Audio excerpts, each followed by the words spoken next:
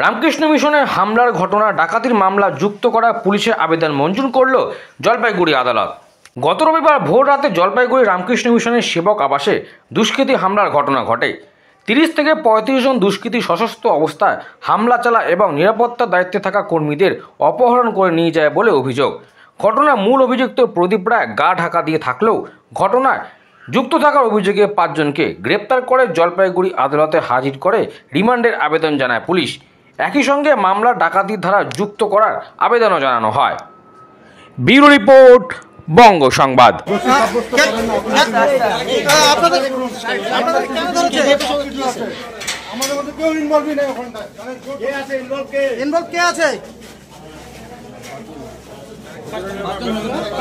আপনি তো অভিযুক্ত 19 তারিখে রামকৃষ্ণ মিশনের স্বামী শিবপ্রেমানন্দ একটা অভিযোগ করেন যে ওনাদের ভক্তিনগর থানার আন্ডারে একটা জমিতে কয়েকজন ঢুকে ভাঙচুর করে।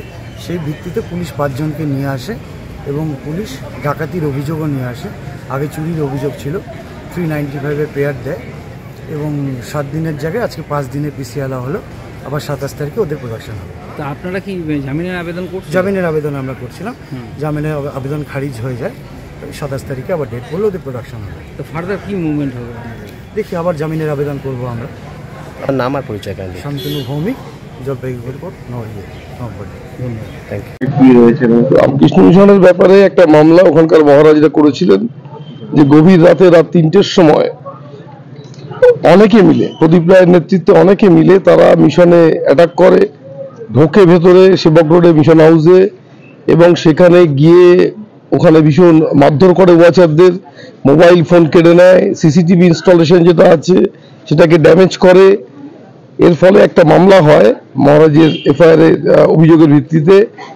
সেই মামলাতে আজকে পুলিশ ডাকাতির অভিযোগ ধারা যোগ করার প্রার্থনা জানিয়েছিল এবং সেটা মঞ্জুর হয়েছে।